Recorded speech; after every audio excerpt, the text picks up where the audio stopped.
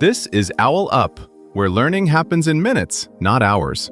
For a deeper journey, explore all our courses at owlup.co. Now, let's dive in.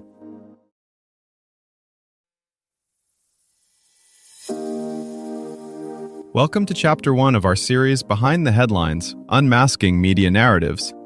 In this episode, titled Introduction to Media Narratives, we'll explore how the stories we encounter in the media shape our understanding of the world around us. So, let's dive in and uncover the powerful role these narratives play in our society.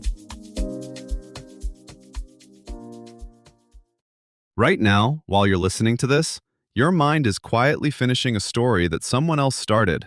A headline, a clip, a comment thread, each offers only fragments. The real mystery is, who chose those fragments, and what story are they nudging you to believe? Open your news app, scroll for 60 seconds, and watch what happens. Politics, outrage, heartbreak, a feel-good miracle, a celebrity misstep, then back to outrage. It feels random, but that sequence is produced, not accidental. Editors, algorithms, and platforms constantly decide what appears first, what is buried, and what vanishes. These decisions don't just inform you, they quietly suggest which stories matter and which don't. Media narratives are the patterns that emerge from those choices over days, weeks, and months. One outlet highlights victims, another strategy, another economic fallout. Like a curator arranging pieces in a gallery, each reshuffle subtly changes the meaning you walk away with, and the conclusions you think you reached on your own. Zoom out from a single scroll, and patterns start to appear. Certain villains keep returning, familiar heroes are recycled, and some crises seem to flare up only when cameras arrive. This isn't just about which stories make it into your feed, but how repeated themes slowly sketch a world map in your head. Who is dangerous? Who is competent? Who is worth caring about? Emotional headlines, share-friendly clips, and viral outrage aren't random either. They're rewarded by clicks and ad dollars.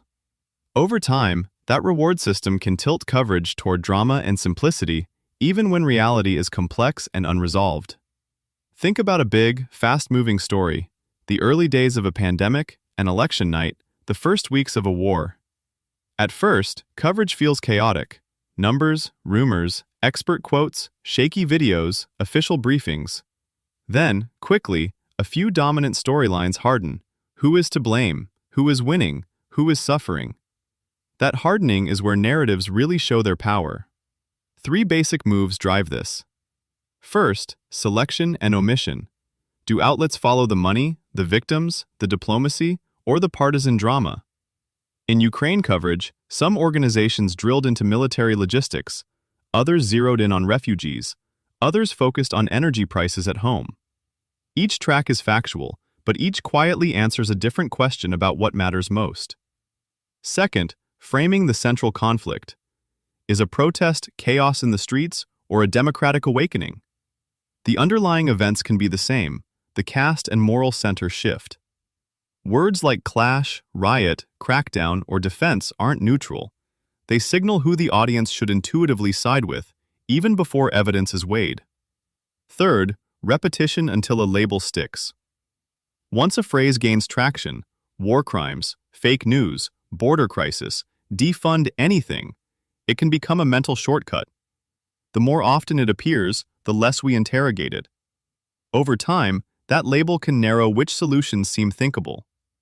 If something is always a crisis, compromise starts to look like weakness rather than problem-solving. This is where common myths sneak in. Narratives aren't automatically lies, they're simplified through lines built on selected facts. That's unavoidable.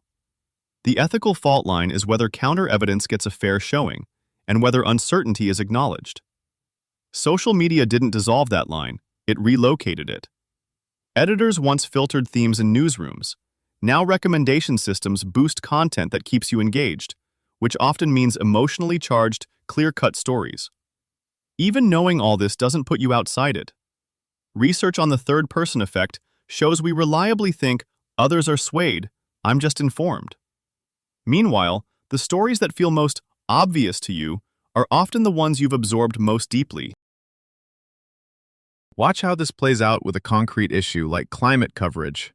One outlet might zoom in on homeowners rebuilding after fires, another on policymakers arguing over targets, another on tech companies pitching carbon capture breakthroughs.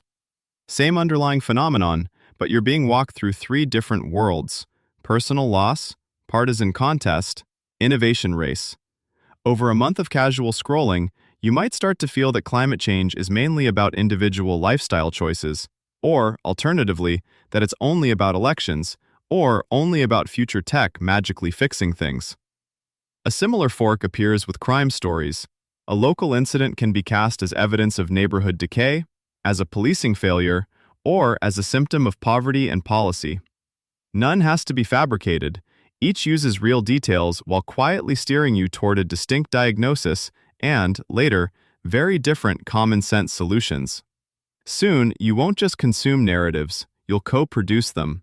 Your posts, pauses, and skips will help train systems that forecast which angles spread fastest. As AI tools script clips and comments in seconds, the line between authentic reaction and manufactured chorus blurs. Fact checks alone won't keep up. Think of your attention as a lens. Where you focus sharpens certain futures, while neglected angles fade from public view, policy debate, and even historical memory.